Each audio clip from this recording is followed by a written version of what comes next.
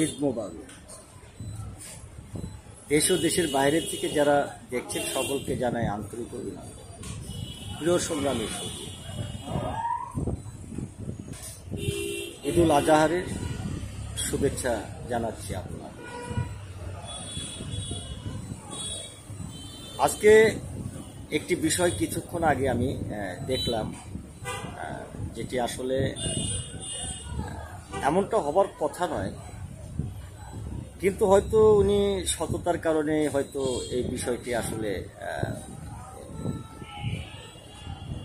এর মধ্য দিয়ে যাচ্ছে যে উল্লাপাড়া নাকি সাজাদপুরের একজন এমপি আর কি তিনি মানবতার জীবনযাপন করছেন। কথাটি কেন বলছি, আমরা আসলে যারা আজকে রাজনীতি করি, যারা রাজনীতিবিদ এবং যারা রাজনীতি সম্পর্কে অধিক জ্ঞানী হয়ে কিন্তু আমরা অনেক সময় পার্লামেন্টে যাই, কিন্তু সেই পার্লামেন্টে গিয়ে আমরা যে আসলে বিলগুলো পাশ করি, যে বিলগুলোর উপরে আমরা নির্ভরশীল থাকি, সেটি কিন্তু শুধু যে নিজেদের একটি বেতন ভাতা এবং নিজেদের আখির গোছানো এবং নিজেদের অর্থ সম্পদ অধিক করার এই ব্যতীত কিন্তু আসলে আজকে বাংলাদেশের এই সকল পার্লামেন্টে থাকা ব্যক্তিদের আমি তেমন কোনো আসলে রাষ্ট্রের এবং রাষ্ট্রের মানুষের পরিবর্তনের তেমন কোনো নীতি আমি গ্রহণ করতে দেখি। আর সেই কারণে হয়তো আজকে ওই এমপি মহোদয়ের আজকে এই পরিস্থিতির মানে মধ্য দিয়ে তিনি যাচ্ছেন। এটি আসলে একটি দুঃখনীয় বিষয়। দেখুন,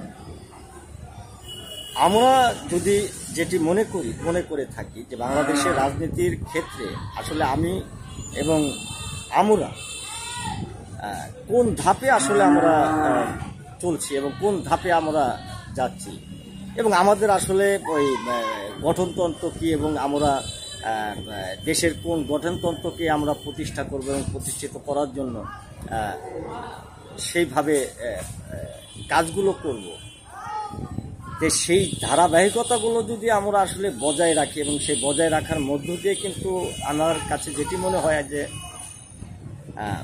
রাষ্ট্রের এমন একটি কাঠামো তৈরি করা প্রয়োজন। যেমন ধরেন আপনি যে আজকে একজন তিনি 10 লক্ষ টাকার মালিক, তিনি হয়তো সেই 10 লক্ষ টাকা ব্যাংকে রেখেছেন, একটি বড় ধরনের অসুস্থ হয়ে পড়ল এবং তার মেয়ের বিবাহ দিতে হবে, অথবা তিনি রাস্তায় অ্যাক্সিডেন্ট হয়ে গেলেন, এরকম নানা সমস্যা কিন্তু আসতে পারে যে সকল কাজগুলোতে আসলে আমাদের অর্থ খরচ হয়। ওই 10 লক্ষ টাকা কিন্তু তার তখন ব্যাংকে থাকবে না। আর এটি না থাকার কারণ কি হচ্ছে যে উনি আসলে পঙ্গুত্ব বরণ করবেন, কিন্তু শেষ বয়সে তাকে অন্যদের উপরে আর কি, যেমন যদি ছেলে সন্তান থাকে তাদের উপরে নির্ভরশীল থাকতে হবে এবং যদি কোনো মেয়ে বিবাহ দিয়ে থাকে তাহলে তাদের উপর নির্ভরশীল থাকতে হবে। তারা দিলে খাবে, তারা না দিলে খাবে না। তাহলে এই দেশে জন্ম নিয়ে আসলে আমাদের কী লাভ? আমার যেটি মনে হয় এটি আসলে রাজনৈতিক দলগুলোর একটি লজ্জা থাকা প্রয়োজন এবং লজ্জা আসা প্রয়োজন। কথাগুলো কেন বলছি?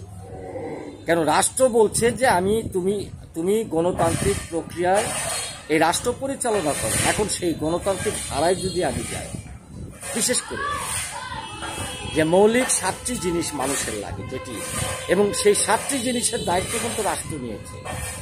এর কোনটি আমরা আসলে পার্লামেন্টে গিয়ে, আমরা তো গত 53 বছরে দেশ স্বাধীন হয়েছে, কিন্তু এই 53 বছরের মধ্য দিয়ে পার্লামেন্টে গিয়ে আমরা কোন বিলটি আসলে পাশ করতে পেরেছি সেটি কেমন?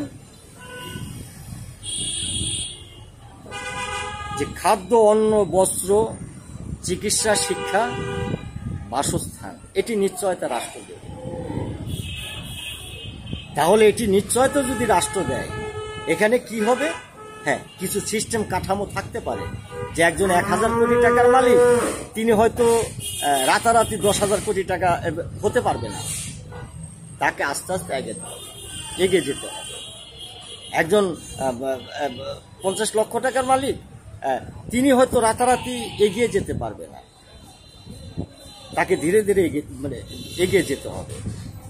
কিন্তু একজন কৃষক, একজন দিনমজুর, একজন ভূমিহীন, একজন ক্ষেত মজুর, একজন ছেলে, একজন তাঁতি, একজন কামার, এদের যে আসলে একটি কর্মক্ষমতা আমরা যেটা গ্রাম বাংলায় দেখি, সেটি আসলে কতটুকু। আজকে দেখেন, আমরা এগুলো নিয়ে কিন্তু আসলে চিন্তা করি না। আমরা চিন্তা করি যে আমাদের পার্লামেন্টে যেতে হবে, রাজনীতি করতে হবে, ঠিকাদারি প্রতিষ্ঠানে দাঁড়াতে হবে, সেখান থেকে আমাদেরকে কাজ নিতে হবে, সেই কাজের মাঝে আমরা 2 নম্বরই করে সেখানে বিল বৃদ্ধি করে নেব এবং আমি রাতারাতি টাকা উপার্জন করব এবং আমি দলের প্রতি আমার যে ছেলে পেলে আছে তাদের যে সেখানে দাঁড়াবো, এই চিন্তাধারা থেকে আজকে আমাদেরকে আসলে ফিরে আসা বিশেষ করে সেই জায়গাগুলো যতক্ষণ পর্যন্ত আসলে আমরা এদেশের রাজনীতি যারা করেন, যারা রাজনীতিবিদ এবং রাজনীতি নিয়ে যারা চিন্তা ভাবনা করেন, তাদের কিন্তু এই জায়গাগুলোকে কিন্তু আসলে পরিপূর্ণ করা প্রয়োজন। এটি একটি সুযোগ, আমি যেটি মনে করি একটি সুযোগ। এবং বিশেষ করে বাংলাদেশের বৈষম্য বিরোধী আন্দোলনের যে সকল নেতৃবৃন্দ রয়েছেন, আপনারা যেহেতু বলেছেন বৈষম্য, আসলে বৈষম্য কি, সেই বৈষম্যটাকে যদি আপনারা কমাতে চান, সেই বৈষম্যকে যদি দূর করতে চান, তাহলে আপনাকে রাষ্ট্র যে গণতান্ত্রিক প্রক্রিয়া দিয়েছে সেটিকে পুনর্বহন করুন এবং সেগুলো যদি আপনারা পুনর্বহন করতে পারেন, তাহলে কিন্তু আমার যেটি মনে হয় এই যে বিধবা ভাতা দিচ্ছেন এটির কোনো প্রয়োজন নেই। কেননা তিনি জন্ম নিয়ে বেকার ভাতা পাবে এবং যখন তিনি কর্মক্ষমতা হারিয়ে ফেলবে তখন তাকে বৃদ্ধ ভাতা দেওয়া হবে এবং সেটি ভাতাটা এমনভাবে করা প্রয়োজন যেন সেটি দিয়ে তিনি তার সংসার চালাতে পারে। কেননা এই টাকা কিন্তু আপনার পকেট থেকে দিচ্ছেন না, রাষ্ট্রকে উনি ট্যাক্স দিচ্ছেন, রাষ্ট্র উনাকে দেখছেন, যেহেতু রাষ্ট্র এটি দেবার কথা বলেছেন, এটি কাঠামো রয়েছে। এইরকম অসংখ্য যে আমরা যে মৌলিক 7টি জিনিসের কথা বলছি, সেই 7টি জিনিস কিন্তু আসলে এই সময়ের মধ্যে যদি আমরা আওয়াজ তুলতে না পারি, কেননা আমাদের দেশে আসলে দুর্নীতি, আমরা যতই দুর্নীতির কথা বলি কেন, দুর্নীতি বাস্তব আমরাই তৈরি করছি। আজকে আপনার সন্তান, আমার সন্তান যদি একই স্কুলে গিয়ে যদি লেখাপড়া করত এবং সেটির খরচ যদি রাষ্ট্র বহন করত, তাহলে আমার সন্তান যখন গিয়ে আপনার একজন পুলিশের জায়গায় দাঁড়াবে, একজন সেনাবাহিনীর জায়গায় দাঁড়াবে, একজন টিওনোর জায়গায় দাঁড়াবে, একজন বিসিএস ক্যাডারের জায়গায় যখন দাঁড়াবে, তখন কিন্তু তার বাবাকে কিন্তু কোটি টাকা কিন্তু ঘুষ দিতে হবে না। এই ঘুষ না দিয়ে যদি তার শিক্ষার ক্ষেত্রে, তার অর্জনের ক্ষেত্রে যেটুকু শিক্ষা অর্জন করেছে সেইটুকুর ক্ষেত্রে যদি তিনি সেই চাকরিটি যদি পেয়ে যায়, তাহলে কিন্তু সেই লোক কিন্তু তিনি যে বেতন পাচ্ছেন সেটি দিয়ে কিন্তু তার সংসার চলে যাবে। কেননা তার সন্তানকে লেখাপড়া করানোর জন্য কিন্তু তাকে ঘুষ দুর্নীতি করতে হবে না, আরাম আয়েশের জীবনের জন্য কিন্তু তাকে মানুষের সম্পদ কিন্তু লুটে নিতে হবে না। আজকে সেই জায়গাগুলোকে আমার যেটি মনে হয় আসলে পরিবর্তন করা প্রয়োজন এবং বিশেষ করে যারা আজকে দেশের যুব সমাজ রয়েছে, যারা প্রাইমারি স্কুলগুলোতে এই যে বৈষম্য বিরোধী আন্দোলনের সাথে আপনারা অনেকটাই আসলে জড়িয়ে আছে, যে কেননা অধিকাংশ সময় কিন্তু আন্দোলনের সময় কিন্তু এখন আমরা দেখছি যে না, আপনাদের অনেক জায়গা থেকে কিন্তু আপনারা বেরিয়ে আসছেন। সেই কাজগুলোকে আজকে আপনাদের মাঝে আমার মনে হয় যে এটি আসলে কিভাবে আসলে করা প্রয়োজন, যেহেতু আপনাদের কাউন্সিলিং করা প্রয়োজন এবং আপনাদের এই বিষয়ে আসলে জানানো প্রয়োজন। তো সেই জানানোর দায়িত্বগুলো যদি যাদের নেতৃত্বে আজকে আপনারা পুরো একটি সমর্থন করছেন, যাদের জন্য আপনারা বাইরে বেরিয়ে আসছেন শিক্ষা জীবন ছেড়ে, আমার মনে হয় এই সময়ের মধ্যে যদি আসলে এই কাঠামোগুলো যদি আসলে ঠিক না করা যায় এবং এর জন্য আপনাদের পূর্ণ সহযোগিতা এবং পূর্ণদমে সমর্থনের প্রয়োজন আছে। কেননা একা তো আসলে কাজ করতে পারবেন, আমার সদ ইচ্ছা থাকতে পারে, কিন্তু এর পিছনে সাপোর্টের প্রয়োজন আছে। সেই সাপোর্টগুলো কিন্তু আজকে এই সকল জায়গাগুলোকে কিন্তু পরিপূর্ণভাবে কিন্তু একটি সমাধান এনে দিতে পারে। সেই জায়গাগুলোকে আসলে চিন্তা ভাবনা করে সেই জায়গাগুলোকে বুঝে শুনে আমার মনে হয় এটি আসলে দুটো এই সকল কর্মসূচিগুলো আসলে নিয়ে এগুলোকে দেখা প্রয়োজন। এবং বিশেষ করে ওই যে আমাদের যে আমি যে এমপি সাহেবের কথা বলছি, সেই এমপি সাহেবের মতো যেন বাংলাদেশের কোনো নাগরিকের পরিস্থিতি না হয়।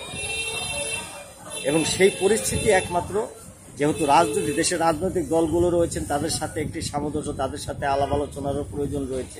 আমার মনে হয় এটি করে দায়িত্ব নিলে, বিশেষ করে খুব একটি সময় যে লাগার কথা তা নয়, কেননা আমাদের দেশ কিন্তু এখন অর্থনৈতিকভাবে অনেকটাই এগিয়ে আছে। এবং অর্থনৈতিক যে অবকাঠামো এটি রোধ করতে আমাদের বিশেষ কোনো ভূমিকা নিতে হবে না। কেননা দুই একটি ভূমিকা যদি আমরা নেই, যেমন আমাদের দেশ থেকে যে টাকাগুলো পাচার হয়ে যায় সেগুলো যদি রোধ করতে পারি, এটি এক।